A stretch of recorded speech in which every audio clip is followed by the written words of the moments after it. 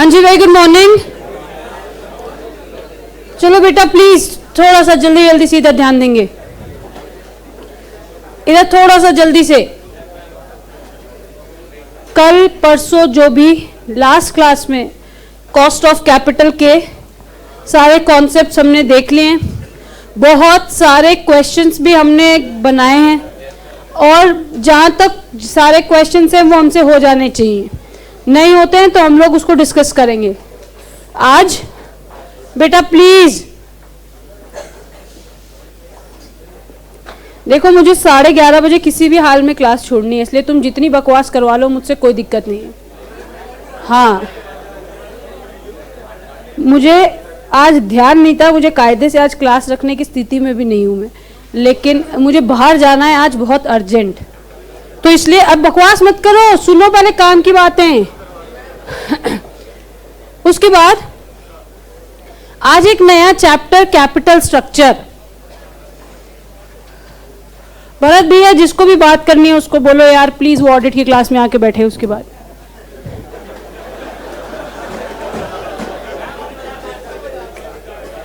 अब तबीयत ठीक हो गई है। चलिए, अभी तक एफएम में बेटा हमने क्या क्या बातें देखी है। एक, हमें बात ये पता चली है कि एक एलिमेंट के चेंज से जो दूसरा मल्टीपल कई वेरिएबल्स चेंज हो जाते हैं, लेकिन उसी रेशियो में कभी चेंज नहीं होते, उससे अलग रेशियोज में चेंज होते हैं। इसका मतलब कि leverage shows the risk the beta coefficient. इसका मतलब याद रखो, अगर अब तो हम बीटा भी पढ़ चुके हैं कि अगर सेंसेक्स 1% से मूव कर रहा है तो मेरी कंपनी 1.6 टाइम्स कर रही है, याद है ना आपको, या 0.8 टाइम्स कर रही है, तो इसका मतलब हम कह सकते हैं that leverage shows the beta coefficient, yes, कि कितना रिस्क है। उसके बाद हमने ये देखा कि अगर मुझे कई जगहों से पैसे इकट्ठे करने हैं तो उसके क्या क्या साधन हैं, और अगर उन साधनों को मुझे लाना है और अपने पास रखना है तो उसके कोई ना कोई चार्जेस मुझे पे करने होंगे, जिसका नाम हमने दिया कॉस्ट ऑफ कैपिटल। हम अब बेटा अब हमें ये डिसाइड करना है कि ये जो कॉस्ट ऑफ कैपिटल तो हमने पढ़ लिया कि डिबेंचर का इतना पैसा लगेगा, प्रेफरेंस का इतना पैसा लगेगा, इक्विटी का इतना पैसा लगेगा, रिटेन्ड अर्निंग का इतना पैसा लगेगा। अब ये चीज हमें दिखाएगी कि बीइंग अ फाइनेंस पर्सन, आपने याद है कल ही एक बात पढ़ी थी ऑप्टिमम कैपिटल स्ट्रक्चर, याद है? मैंने गला फाड़ फाड़ के आपको बताया कि इन्होंने लिखा है that this structure is considered as optimum, याद है? उसके पास कुछ इक्विटी थी, कुछ डिबेंचर थे और कुछ प्रेफरेंस थे, और हमने कहा कि उनके फाइनेंस मैनेजर के हिसाब से यही स्ट्रक्चर 15%, 5% और 80% यही ऑप्टिमम है। इसका मतलब इससे बेहतर स्ट्रक्चर वो और इमेजिन नहीं कर सकते। तो बेटा अब जो हमारा रोल है वो रोल है कि how to decide the optimum capital structure. इसका मतलब कैसे पता चलेगा कि मेरे जैसे ऑर्गेनाइजेशन के लिए, या छोड़ो भाड़ में जाए मेरे जैसा, मेरे ऑर्गेनाइजेशन के लिए ऐसा कौन सा कैपिटल स्ट्रक्चर है जिससे मेरे इक्विटी वालों की भी नीड्स उतनी ही पूरी हो जाएगी जितना उनका एक्सपेक्टेशन है। बोलो बात समझ में आ रही है? हम कर क्या रहे हैं बेटा अभी तक तो देखा है कि बाजार में दाम क्या क्या चीज का कितना है कॉस्ट ऑफ कैपिटल में, कि अगर के डी लेने जाओगे तो क्या होगा, के एल लेने जाओगे तो क्या होगा। लेकिन अब एक्चुअल में बाजार बेटा क्या करना है, जाना है और अपने लिए कैपिटल लेके आना है, और ये देखना है कि मेरे बिजनेस के लिए कौन सा कितना प्रपोर्शन ऑफ कौन सी चीज सही रहेगी। तो ध्यान से देखना है बेटा। चैप्टर का नाम क्या है? Capital structure. कैपिटल स्ट्रक्चर ध्यान से सुनेंगे। मॉडल से पहले कुछ बातें करेंगे, उसके बाद मॉडल्स के ऊपर जाएंगे।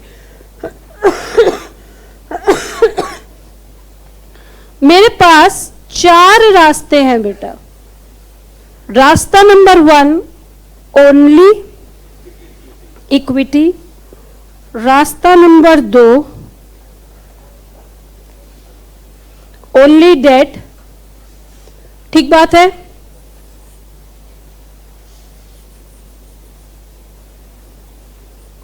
हाफ इक्विटी, हाफ डेट,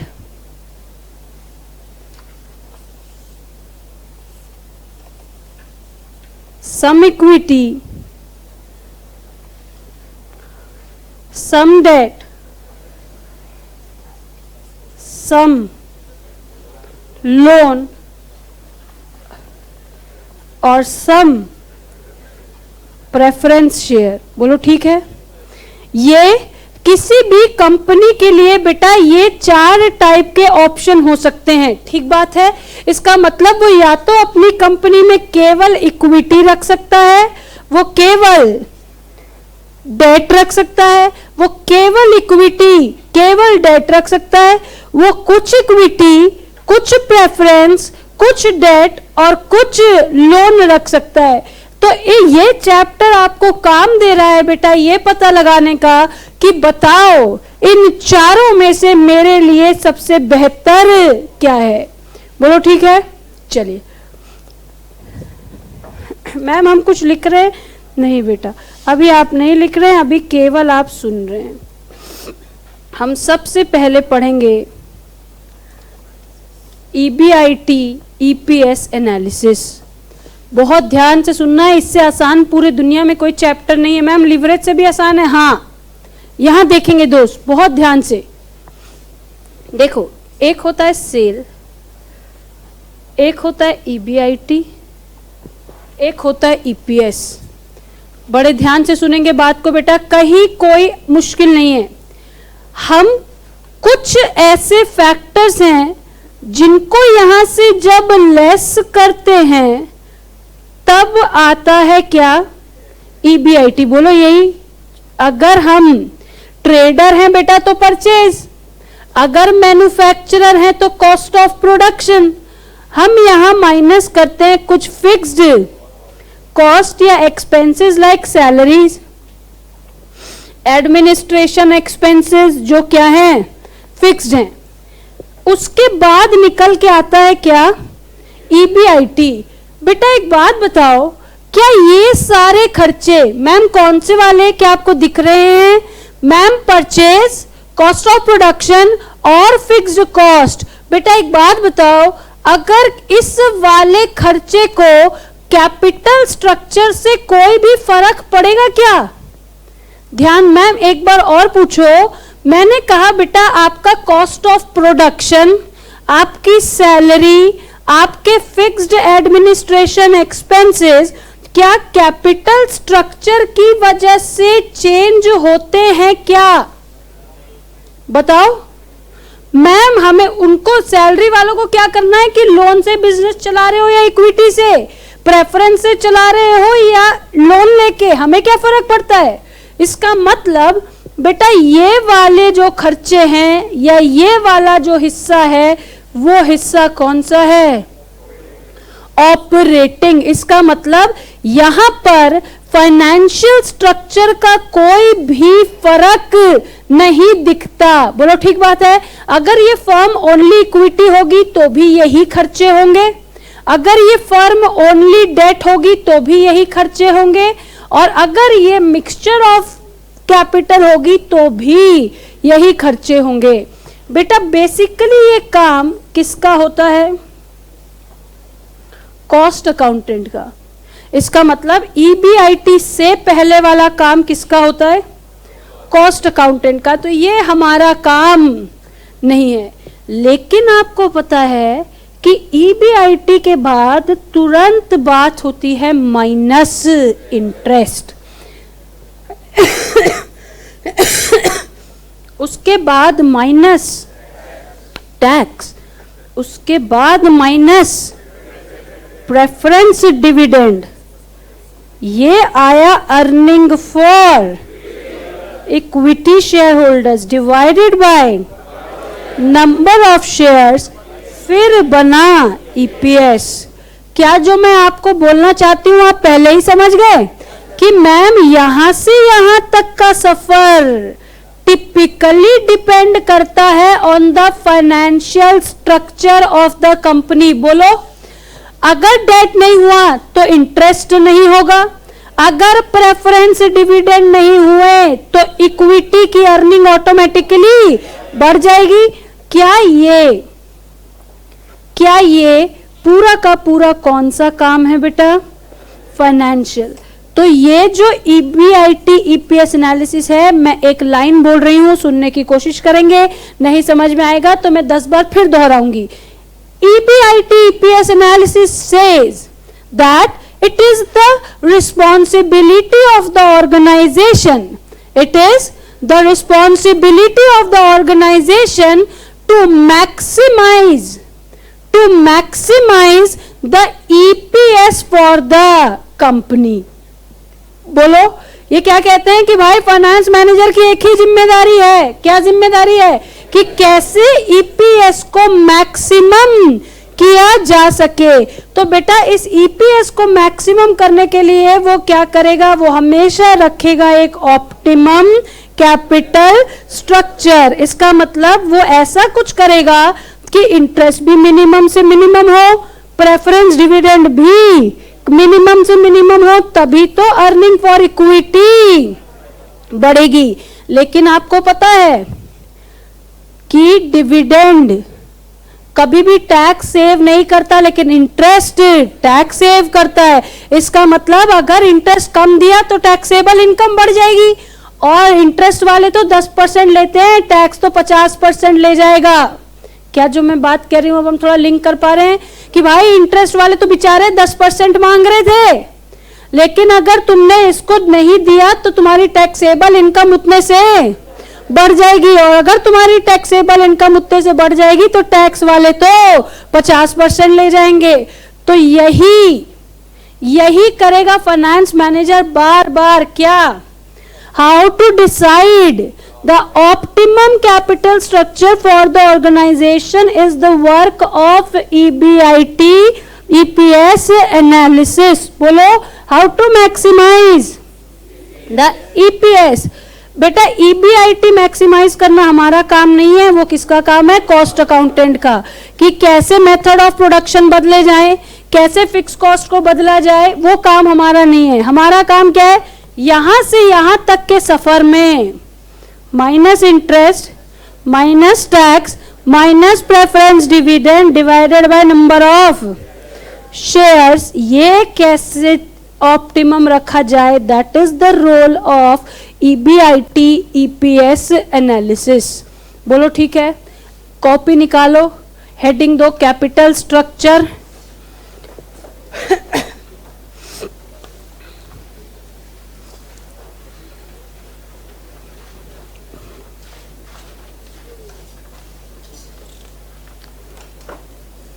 चलो लिखना शुरू करें हम लोग।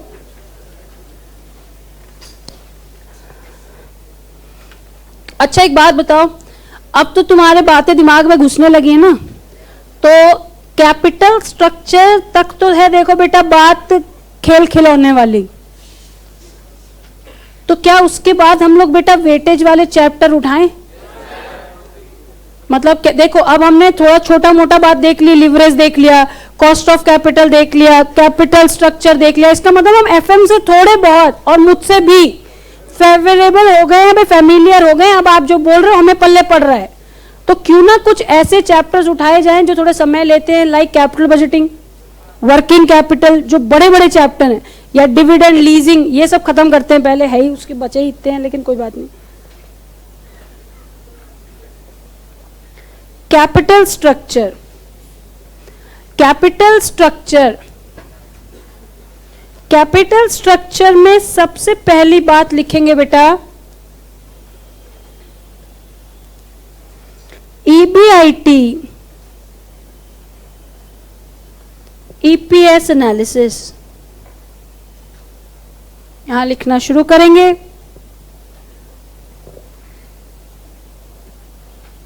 this analysis,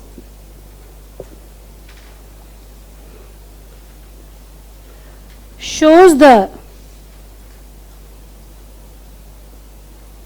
responsibility of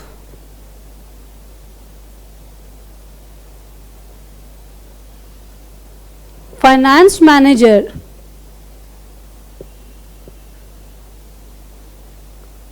to maximize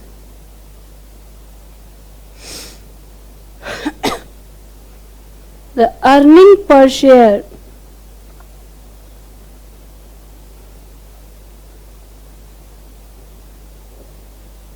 for the equity shareholder.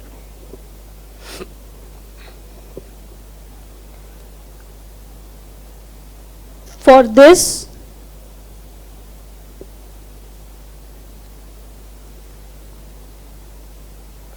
the role of financial person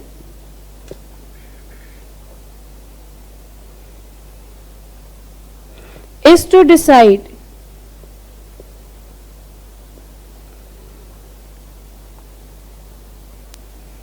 the optimum capital structure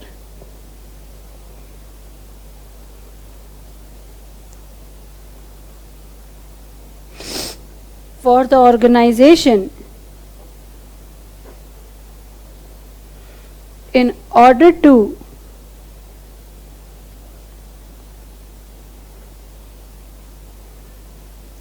maximize the EPS.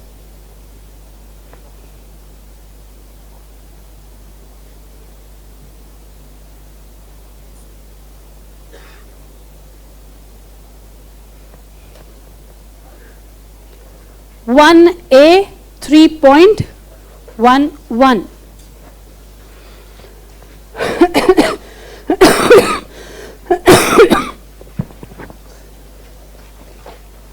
बिल्कुल मुंह नहीं चलाना है, बहुत सारी बातें हैं।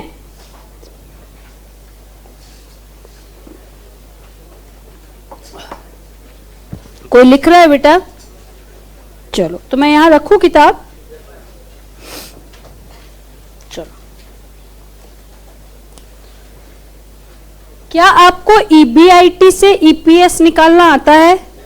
कैसे निकालते हैं? मैं minus interest minus tax minus preference dividend, that will be the earning for equity shareholders, divided by number of equity shares, that will be the EPS. चलिए देखते हैं, हम साथ में पढ़ रहे हैं बेटा, कोई इससे आसान बात पूरी दुनिया में नहीं है। Harper limited has earned profit before interest and tax, ये क्या कहलाता है? PBIT या EBIT? कितना? 6 lakh. For the year ended 31st March 2001, calculate its profit after tax in the following situations. Number 1, company has entirely financed its project through issue of 3 lakh equity shares of rupees 10 each. इसका मतलब 30 लाख रुपए company ने total capital में लगाए हुए हैं। केवल कैसे? इक्विटी से। द कंपनी हैज फाइनेंस इस project through issue of 1 lakh equity share of 10 each and 20,000 14% debenture of 100 each. Corporate taxes 40%। आपको बताना है, यहां पे तो इन्होंने सिर्फ आपसे पूछा है PAT, तो सबसे पहले तो 2 स्ट्रक्चर बता दो बेटा, सिचुएशन 1 और सिचुएशन 2। अच्छा बताओ, क्या यहां पे आपको पता है सिचुएशन 1 क्या है? All equity, equity plus debenture. बोलो ठीक है? क्या हम लोग यहां बनाना शुरू करें? बताओ, इंटरेस्ट सिचुएशन 1 में आएगा क्या? चलो देखो जरा, क्या दोनों सिचुएशन की EBIT सेम है बेटा? कितनी? 6 लाख। क्या इसके बाद ये भी फिक्स है, लेस इंटरेस्ट? बेटा जब ऊपर लिखा ही है ऑल इक्विटी, इसका मतलब इनके पास कोई डेट नहीं है, लेकिन यहां है 14% ऑफ 2 लाख, कितना हो गया? 2,80,000। बोलो, ये हो गया EBT। ये कितना? 6,00,000, 3,20,000। बोलो, ये 28 है। अच्छा, ये कितना हो गया फिर? ठीक है,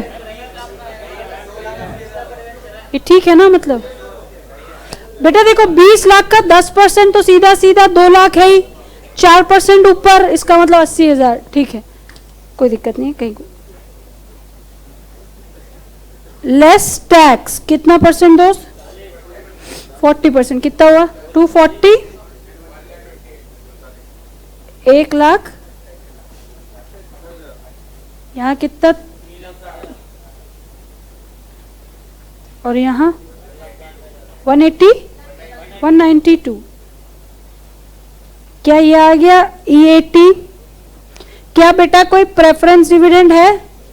होता तो लेस कर देते, लेकिन नहीं है। नंबर ऑफ इक्विटी शेयर्स पहले वाले में कितने हैं? 3 लाख, 3 लाख, यहां 1 लाख। तो क्या आप EPS बता सकते हैं? 1.2। चलो बताओ, अगर आपको कमेंट करने कहे कि as a finance manager comment which structure is more profitable for as per EPS, तो आप क्या बताएंगे? Situation 2 is more profitable for the share holders as the EPS is 1.92। दूसरा क्वेश्चन देखें, इसको कर लो पहले, जो साथ में कर रहे हैं कर लो बेटा, कोई बात नहीं। एक आध और बात देखेंगे, उसके बाद कोई नई बात कर। ये ठीक लग रहा है? बहुत आसान। कि कह रहे हैं कि सिचुएशंस दी है, ये तुम्हारे पास अवेलेबल है, EPS जिसमें ज्यादा है वही बेहतर कैपिटल स्ट्रक्चर है। 1B कोई लिख रहा है बेटा क्या? ये देख के लिख रहे हैं? अच्छा, कोई बात नहीं। जो लिख चुके हैं वो 1B पढ़ रहे हैं, जो लिख चुके हैं वो 1B पढ़ रहे हैं, जो नहीं लिखे हैं वो लिख रहे हैं।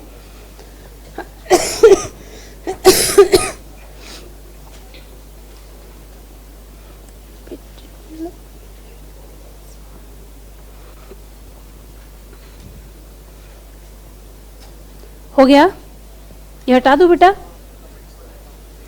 अगर मान लो यहां पे पूछता विच situation is better for the company, तो आप क्या बताते? Situation 2 is the optimum structure other than situation 1। चलो पढ़ना शुरू करें बेटा।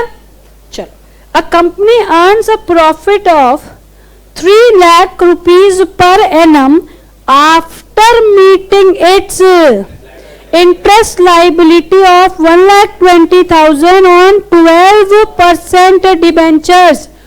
बेटा ये हमें EBT दिया है, लेकिन इंटरेस्ट अलग से भी दिया है, तो क्या आप EBIT नहीं निकाल लोगे? फिर से बताऊं? ठीक है, आपको कहते हैं 1,20,000 रुपए का इंटरेस्ट मीट करने के बाद मेरी अर्निंग है 3 लाख रुपयों की, तो बताओ कि उसको मीट करने से पहले कितनी रही होगी? 4,20,000। 12% डिबेंचर को 1,20,000 का इंटरेस्ट देते हैं, तो बताओ टोटल डिबेंचर कितने रहे होंगे? 10 लाख। क्या जो मैंने ज्यादा बोल दिया? क्या ज्यादा बोल दिया? क्या पक्का?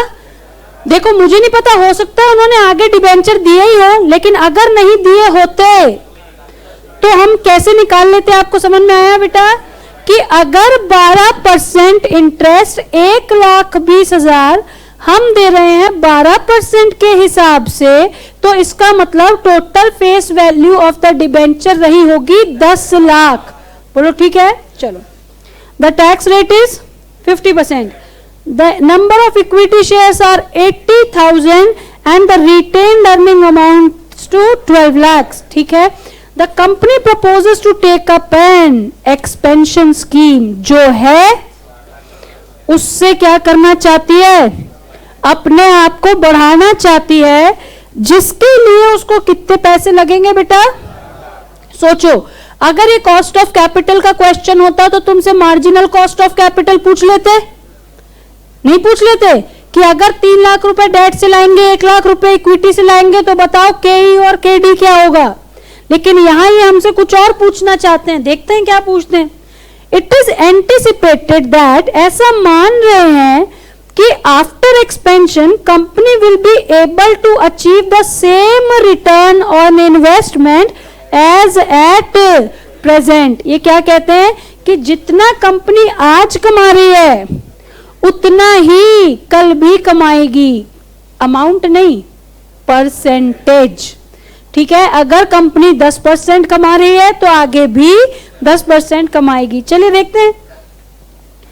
The fund required for expansion can be raised through either debt at the rate of 12% or by issuing equity share at par. Compute the EPS if situation 1, सारा पैसा कहां से लाएं? डेट से। सारा पैसा कहां से लाएं? इक्विटी से। Advise which source of finance is preferable. बेटा सबसे पहले बताओ, कंपनी के पास एग्जिस्टिंग कैपिटल क्या है 4 लाख से पहले, बताना। बोलो। 10 लाख रुपए की डिबेंचर है और 8 लाख की और 12 लाख रुपए की रिटेन्ड अर्निंग है। अच्छा, 1 मिनट, क्या ये क्वेश्चन हमें पल्ले पड़ रहा है? मैं आप बेटा यहां पे ऐसा करने की जरूरत क्यों पड़ रही है? ये कहते हैं कि जितना आप आज कमाते हो उतना ही परसेंट क्या करोगे, कल कमाओगे।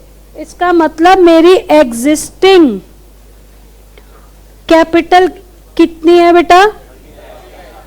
इक्विटी है मेरे पास 80,000 इंटू 10, 8 लाख।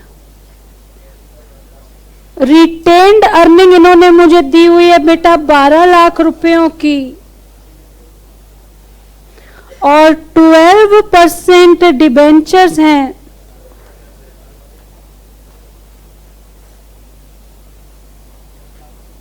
कितने के?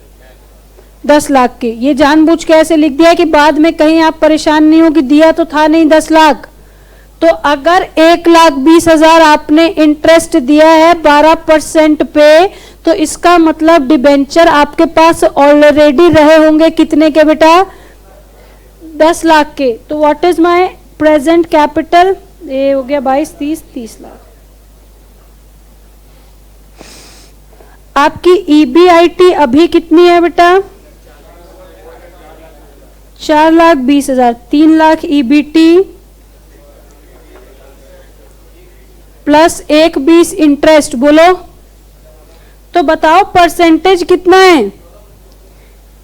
4,20,000 अपॉन 30 लाख इंटू 100 कितना?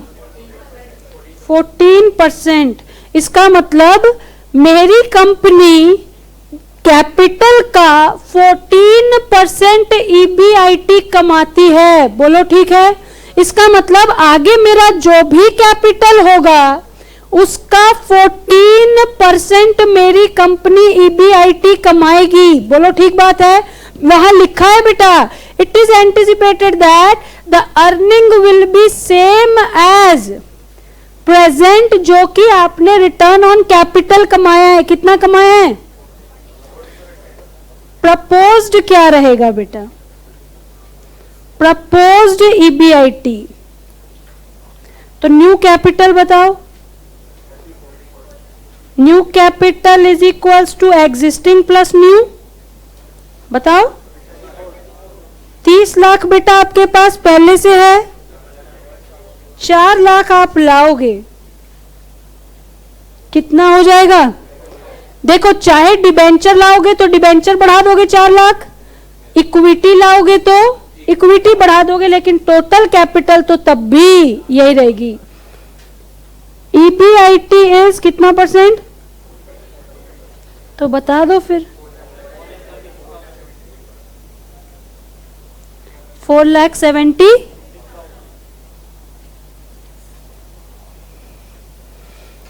ये समझ आया है?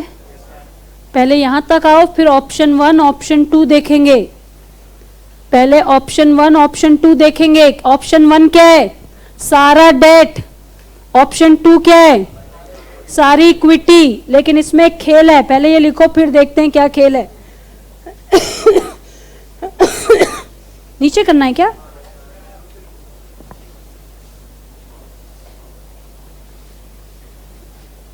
Problem 1B।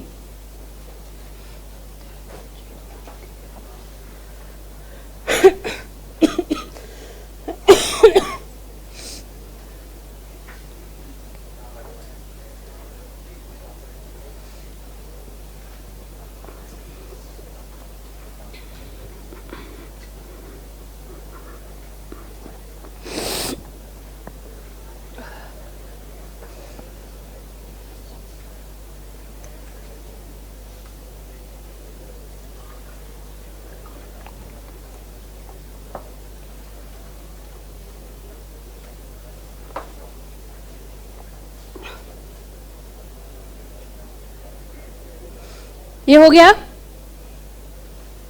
कोई लिख रहा है?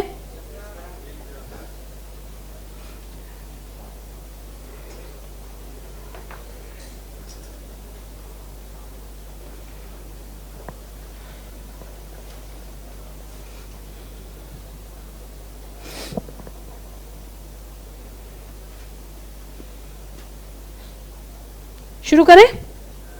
चलो।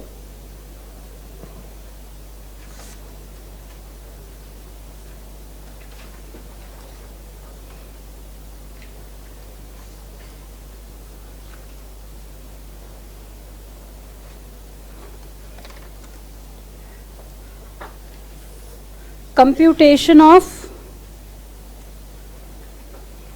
क्या निकालना है दोस्त?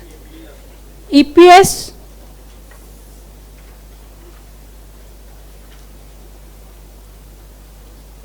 आज ओनली डेट, ओनली इक्विटी।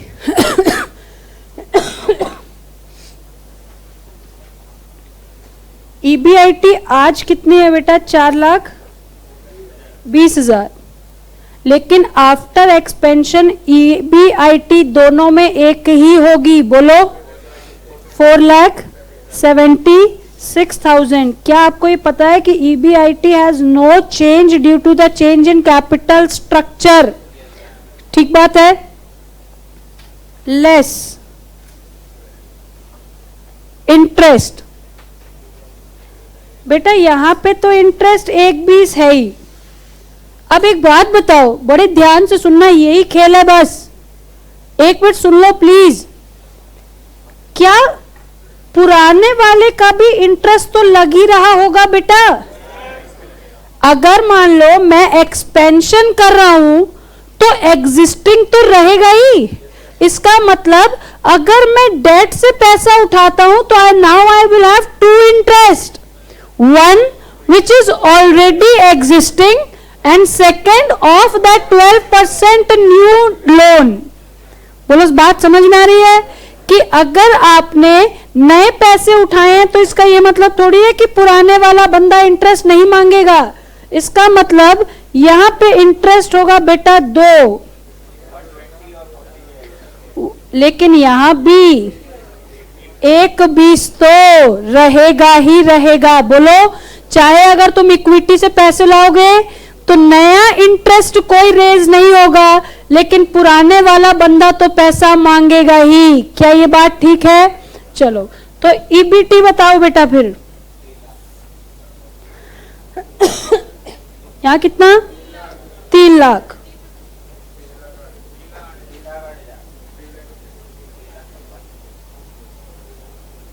अच्छा बताओ, ये किसको किसको समझ में नहीं आई है ये वाली बात? प्लीज बता दो। 48 वाला फिर से बता दूं? बेटा यहां पे क्या कह रहा है कि आप एक्सपेंशन कैसे करोगे? ओनली डेट से। कितना पैसा उठाना है बेटा? ये पता है आपको? 4 लाख रुपया उठाना है। कैसे उठाना है बेटा?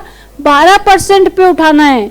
तो 4 लाख का 12% इंटरेस्ट कितना होता है? 48,000। ठीक है, टैक्स बोलो 40%, 50%। और आसान बात है, 150, 154, 178, तो बचेगा भी इतना ही, 150, 154।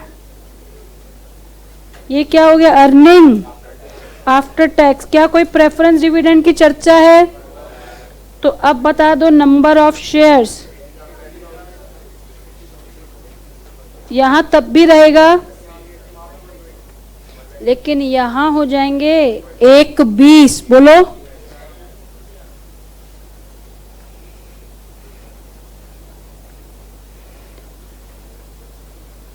$80,000 ये, और ये क्या है? Existing plus. ठीक है, तो क्या आपने ईपीएस तो मुझसे पहले ही निकाल लिया होगा? 1 पॉइंट,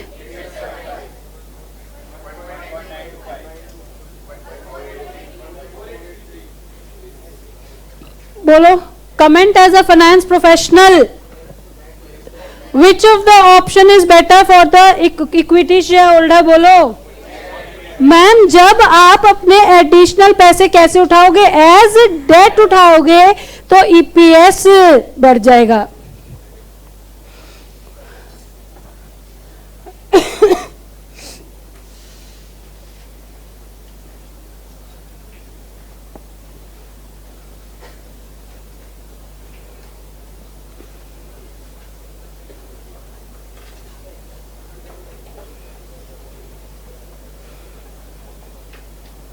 क्या ये ठीक लग रहा है? अरे ये तो मैम, ये तो सही में लिवरेज से भी ज्यादा आसान है। ये कहते हैं आपको सारी बातें लिख के दी हैं, लेकिन ये हम सिर्फ बैकग्राउंड बांध रहे हैं अभी। नहीं, असली पिक्चर भी ऐसी ही है, कोई खास बात नहीं। चलिए, लिख चुके आप बेटा? लिखो लिखो, कोई कहीं हड़बड़ी है नहीं, कोई बात की है मतलब, लेकिन कोई बात नहीं फिर भी।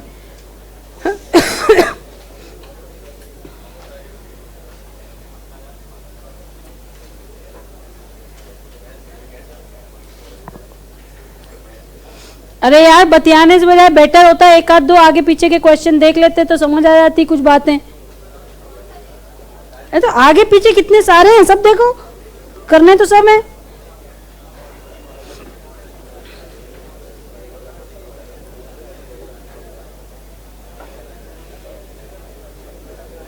हाँ जी, कौन सा बेटा? ये क्या आपको ये पता है कि इस वाले ऑप्शन में हम केवल इक्विटी से पैसा उठा रहे हैं बेटा? इक्विटी का रेट कितना रुपया है? 10 रुपए। ठीक बात है। कितना पैसा चाहिए? 4 लाख। तो 4 लाख रुपए अगर चाहिए 10 रुपए पर शेयर के हिसाब से, तो कितना शेयर इश्यू करना पड़ेगा बेटा? 40,000 शेयर इश्यू करने पड़ेंगे। वही तो है, 4 लाख चाहिए, 10 रुपए ईच वाले, तो कितने हुए? 40,000। चलो, कोई लिख रहा है? मैम हम तो क्वेश्चन देख रहे हैं। अब क्वेश्चन देखना बंद करो, अब इधर देखो। चलो ध्यान से सुनेंगे बेटा, ध्यान से सुनेंगे। थोड़ा सा पेन लेना पड़ेगा आपको, क्योंकि आपने कॉस्टिंग अभी नहीं देखी है, तो मैं कोशिश करती हूं कि वहां तक आपको ला के रख दूं। कि आपको बहुत परेशानी नहीं हो। मुझे आपको मार्जिनल कॉस्टिंग पढ़ानी नहीं है कैसे भी। इधर देखो बेटा, मेनली फाउंडेशन वालों के लिए चक्कर है, वरना मुझे 1 मिनट लगेगा कि वो तो कॉस्टिंग में देखा था, बात खत्म। यहां देख लो 1 मिनट ढंग से।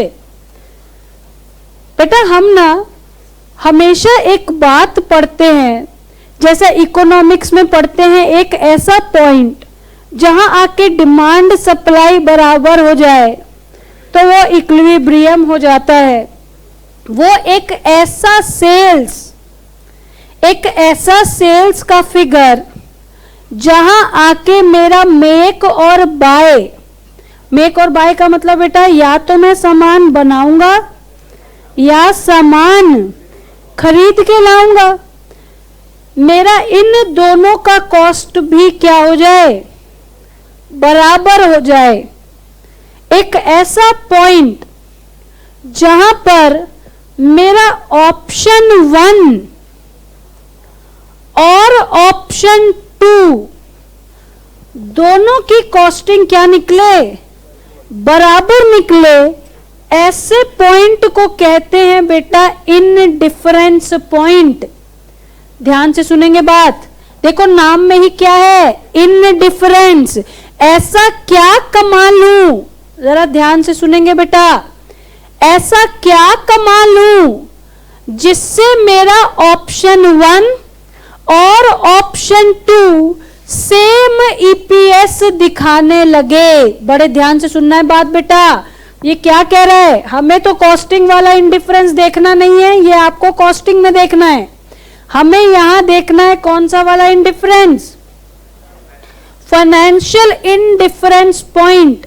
बेटा इसका मतलब क्या है, ये कहते हैं कोई तो एक ऐसी फिगर होगी जो अगर तुमने एज प्रॉफिट कमा ली तो तुम्हारा ऑप्शन 1, ऑप्शन 2, ऑप्शन 3, ऑप्शन 4 उन सब का ईपीएस क्या आएगा, बराबर आएगा। बोलो बात समझ में आ रही है। इनडिफरेंस पॉइंट का देखो बेटा नाम ही वही है, इनडिफरेंस। ऐसा कुछ करो जिसमें सब बराबर हो जाए, कोई डिफरेंस ना बचे।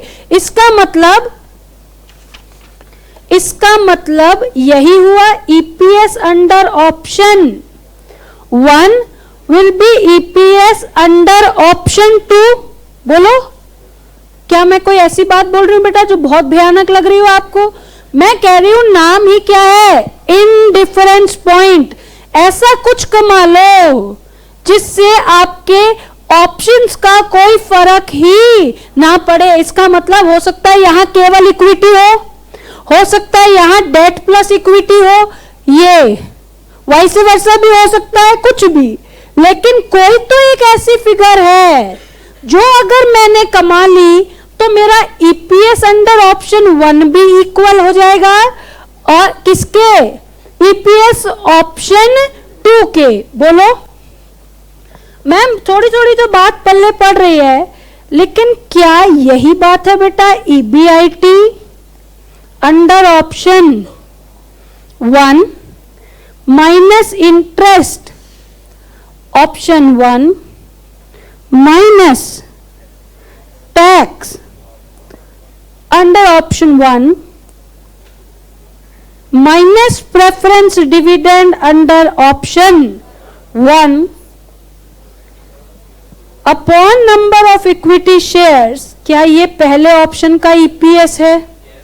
बोलो, is equals to EBIT under option 2 minus interest under option 2 minus tax under option 2 minus preference dividend under option 2 number of equity shares under option 2। क्या यही कह रहे थे हम लोग अभी तक चिल्ला चिल्ला के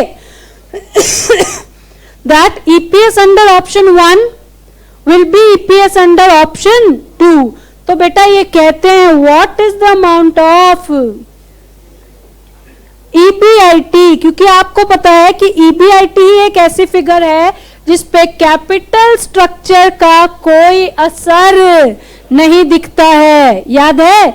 इसका मतलब मुझे कुछ ऐसा कमाना है बिना असर के, वो क्या होगा? ईबीआईटी। मैम इसका मतलब पूरी बात सिखाओ ना कि in different point shows the amount of EBIT, ऐसा अमाउंट ऑफ ईबीआईटी जहां पे EPS 1 is equals to EPS 2। Ma'am EBIT ही क्यों, ईएटी क्यों नहीं? बेटा ईबीआईटी के बाद ईएटी तक आने के लिए फाइनेंशियल स्ट्रक्चर का फर्क पड़ता है। 1 मिनट होल्ड करेंगे प्लीज। वृंदा में क्लास में 10 मिनट लगा, ठीक है, जिसमें EPS option 1 is equals to EPS option 2। बोलो बात थोड़ी समझ में आ रही है? ईबीआईटी का एक ऐसा फिगर, ईबीआईटी का एक ऐसा फिगर जिसमें ऑप्शन 1 का EPS is equals to option 2 का ईपीएस। चलो देखें जरा, करना चाहेंगे आप? मत करो, मैं तो मान लेती हूँ मैंने सिखा दिया। चलें,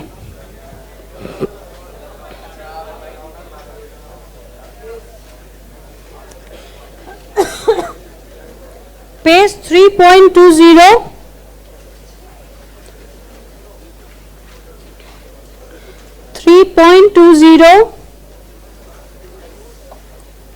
बेटा माइंड में क्या रखना है? एक ऐसी फिगर जिसमें हर ऑप्शन का ईपीएस बराबर आएगा। इसका मतलब या तो मैं पूरा इक्विटी फाइनेंस करूं या मैं 2:1 में फाइनेंस करूं, मेरा ईपीएस बराबर होगा। चलो देखते हैं। बेटा मुंह नहीं चलाओ, दिमाग चलाओ थोड़ा सा। Palak limited is setting up a project with a capital outlay of 60 lakh. बेटा इनको कितना पैसा लगेगा? 60 लाख रुपया लगेगा इनको।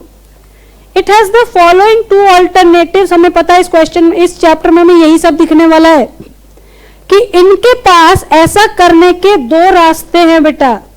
एक तो ये पूरे के पूरे 60 लाख रुपयों के इक्विटी शेयर इशू कर दे, और दूसरा 2:1 में डेट इक्विटी रेशियो रखें। इसका मतलब 40:20। बोलो 40 लाख रुपयों का लोन ले लें और 20 लाख रुपयों की इक्विटी इशू करें, कोई दिक्कत नहीं है।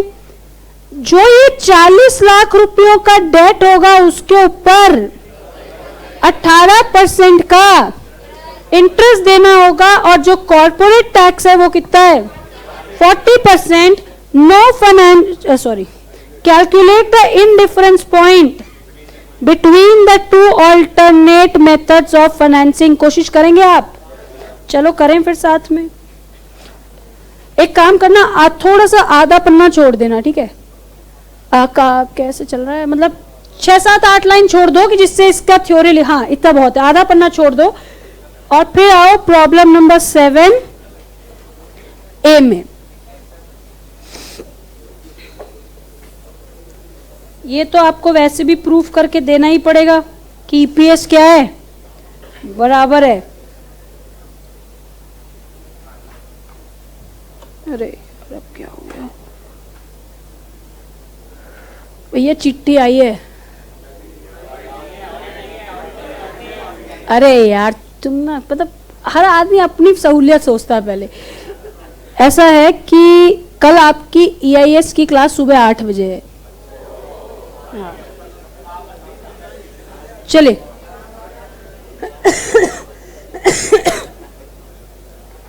ईबीआईटी बेटा निकालना है अभी, यही तो क्वेश्चन है बेटा। यहां देखो ध्यान से, यही तो क्वेश्चन है कि ऐसा एक ईबीआईटी जो दोनों में सेम हो, उसके बाद क्या होता है बेटा? लेस। क्या ऑप्शन 1 में कोई इंटरेस्ट है? नहीं। लेकिन सेकंड वाले में 40 लाख का 18% इंटरेस्ट है। बोलो कितना? 7,20,000। फिर एक चिट्ठी आई है, रुको। हाँ ठीक, ये क्या हो गया बेटा, ईबीटी लेस टैक्स कितना परसेंट, 40%। ये हो गया EAT। क्या हमारे पास कोई प्रेफरेंस डिविडेंड है, नहीं। नंबर ऑफ शेयर्स हमें जरूर पता है, बोलो कितने रुपए का शेयर है, ऐसा कुछ लिखा है। तो यहाँ पे आपको 10 रुपए का मानना है, 10 रुपए का मान लो, 1 रुपए का मानना है, 1 रुपए का मान लो, 100 रुपए का मानना है, 100 रुपए का मान लो। 10 रुपए का ₹10 ईच, 6 लाख। यहां कितना आएगा, ईपीएस, जो कि आना चाहिए कितना, बराबर। चल,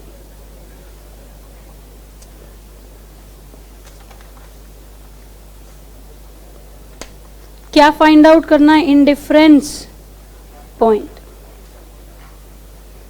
क्या इंडिफरेंस पॉइंट का फॉर्मूला याद है आपको? मैम इसका भी कब फॉर्मूला सीख लिया हमने, अभी तो सीखा था। EBIT minus interest under option 1 minus tax minus preference dividend upon number of shares under option 1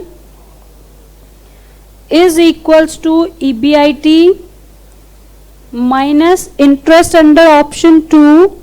क्या EBIT में 1 2 लिखूं, क्योंकि वो दोनों ही बराबर होंगे, minus tax minus preference dividend upon number of shares under option 2। क्या आपके पास ये सारी फिगर्स हैं, बताओ। टैक्स तो हमारे पास 0.4 है ना, इसका मतलब यहाँ EBIT माइनस, यहाँ पे तो कुछ भी नहीं है, 0। बोलो, ये सीधा मेरा EAT बन गया ना कि नहीं? क्या मैं फिर से बोलूं, क्या बन गया? ये मेरा EBT बनेगा, बोलो, ये मेरा EBT बनेगा, उसमें मैं टैक्स माइनस करूंगी तो EAT बनेगा, ठीक है। यहां पे तो प्रेफरेंस डिविडेंड है नहीं, लेकिन ये कितना है, 6 लाख। EBIT माइनस 7,20,000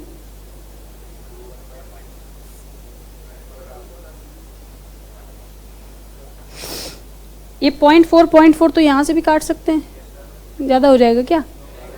ठीक है, पॉइंट यहां से काट सकते हैं, तो आप इसको मुझे ये काट देंगे तो कितना, 3। हाँ तो ये हो गया 3, 2 भी काट दे, चलो हो गया ना यार नाटक। चलो तो इसका मतलब EBIT upon 3 is equals to EBIT minus 7,20,000। ये क्या, ये ठीक है? क्या ये किसी को समझने में दिक्कत हुई है बेटा? अब बोलो, EBIT is equals to 3 EBIT minus कितना, 21,60,000, 21,60,000। तो क्या मैं सीधा करूं, EBIT is equals to 21,60,000 upon 10 lakh. कौन सा बेटा, ये मतलब इधर वाला? क्या बता, मतलब कैसे बता, ये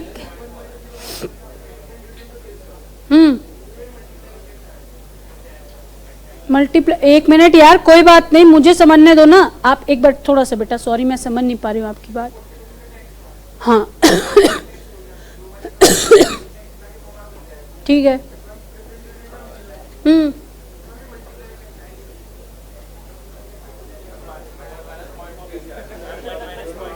हाँ पता है मुझे, ठीक है। हाँ ठीक ठीक। इधर देखो बेटा, मान लो ये वाला हिस्सा अलग से लो, ठीक है। ये ईबीटी बनेगा बेटा कि नहीं बनेगा? ईबीटी में टैक्स माइनस करोगे तो ईएटी बनेगा, बोलो ठीक है। टैक्स तो 40% है ना बेटा।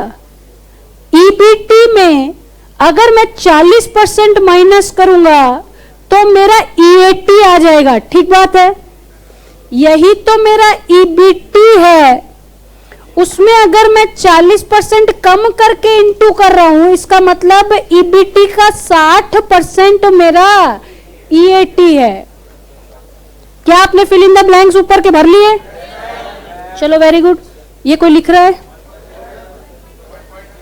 1.08, 10,80,000 का ईबीआईटी, ये तो वही रहेगा 10,80,000, और ये 360 442 32।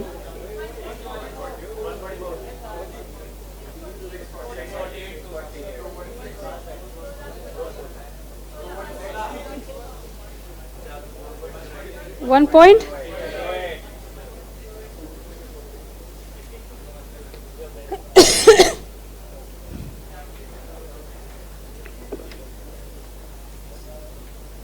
क्या ये ठीक है?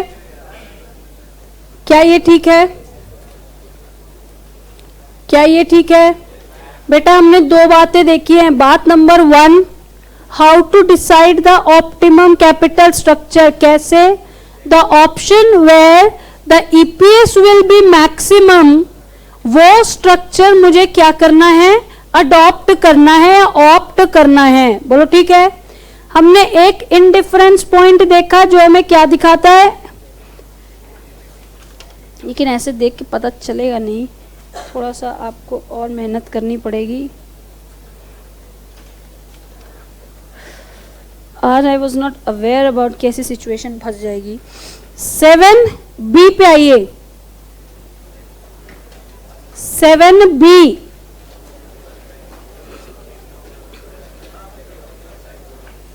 7B,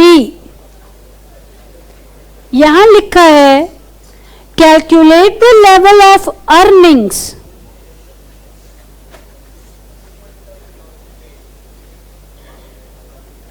calculate the level of earnings before interest and tax, जिसको हम प्यार से ईपीआईटी कहते हैं, eight which the EPS indifference point between the following alternatives will occur. इसका मतलब ऐसा कितना कमा लें जिससे 1 और 2 का ईपीएस क्या हो जाए बेटा? बराबर हो जाए। तो चलो देखते हैं। पहला है, the first is equity share capital of 6 lakhs and 4 lakhs of debentures. ये देखो ये दूसरा वाला और है, equity share capital of 4 lakhs, preference share capital, इसका मतलब वहां पे जो पीडी की जगह खाली रह गई थी वो ऑप्शन 2 में भर जाएगी, एंड कुछ परसेंट डिबेंचर्स लिखे हैं क्या? नहीं, हाँ, and 12% debenture of 4 lakh. Assume the corporate tax rate is 35% and par value of equity share is 10 in each case। इसका मतलब ऊपर वाले में 60,000 शेयर, नीचे वाले में 40,000 शेयर होएगा। करके दिखाओ, उसके बाद ही जाऊंगी मैं। तो मुझे इसका ये मतलब नहीं कि आप बैठे हैं आराम से, मुझे सही में थोड़ी जल्दी है आज।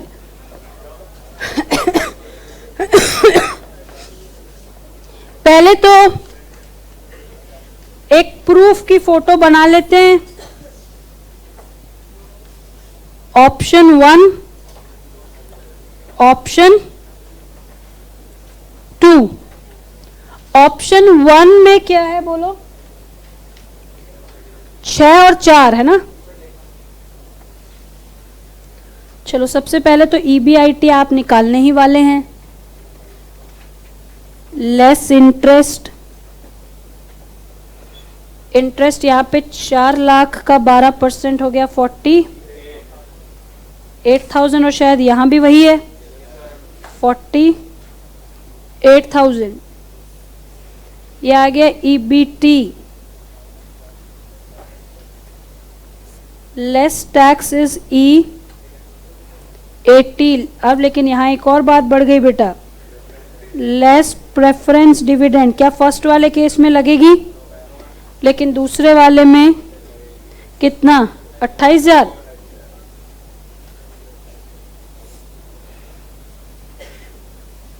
Earnings for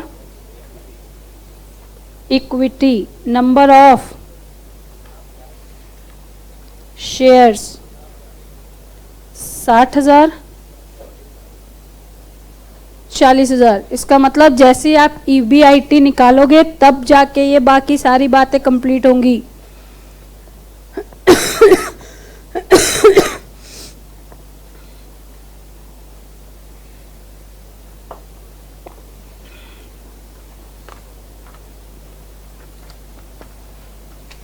option 1 EBIT minus interest 1 minus, क्या ये ठीक है बेटा? देख लो, क्या ये ठीक है? यहां पे तो हमारे पास प्रेफरेंस डिविडेंड नहीं है। EBIT माइनस, अच्छा इंटरेस्ट लिखा है मैंने 48,000 कर लेंगे उसको, कोई बात नहीं। 1 माइनस, उसके बाद लेस 28,000 अपॉन 40,000। तो क्या यहाँ, अब चलो बताओ, EBIT माइनस 48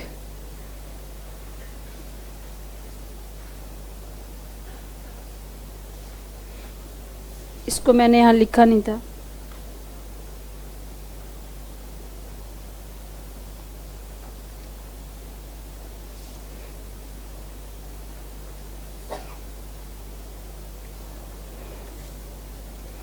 बताओ,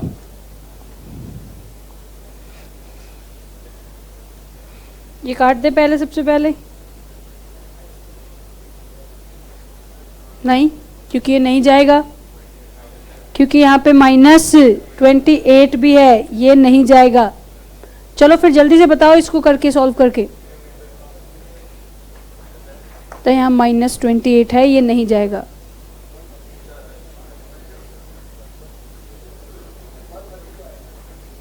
एक 1,32,000।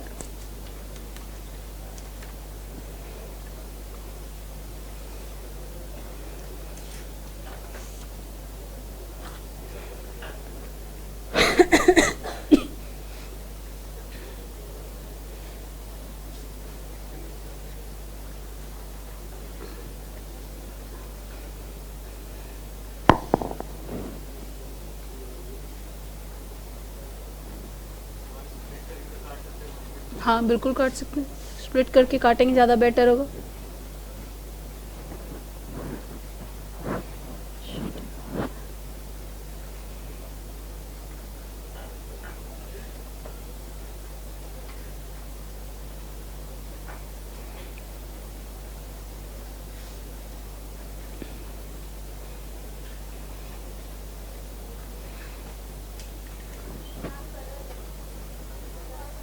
ये गलत है, कितना आ रहा है? 1 लाख। देखो, एक है 1,32, एक है 1,77, एक है 2 लाख वाली भी कुछ आवाज आई थी। 1,80,000।